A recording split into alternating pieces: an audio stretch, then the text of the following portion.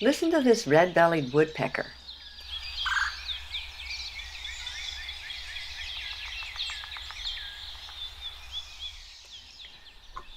If you have a dead tree in your yard, and instead of cutting it down, you cut it back to, say, 50 feet, you just might get a red-bellied woodpecker, hammering and calling all day long in your yard.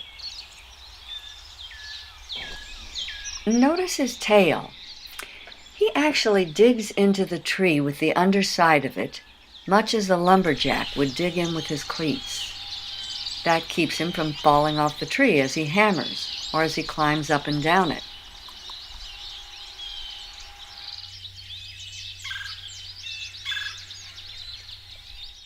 He calls and calls because it's springtime and he's calling his mate.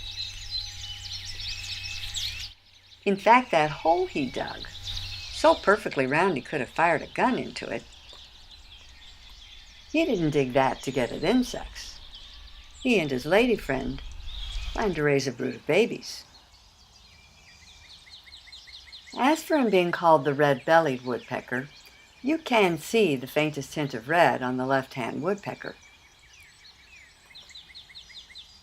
But it's a silly name for him. I think I might have called him maybe the red-naped woodpecker.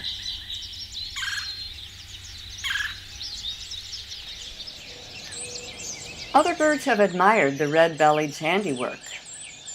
In fact, for cavity nesting birds, this hole is like beachfront property, and this pair of starlings would like to have it.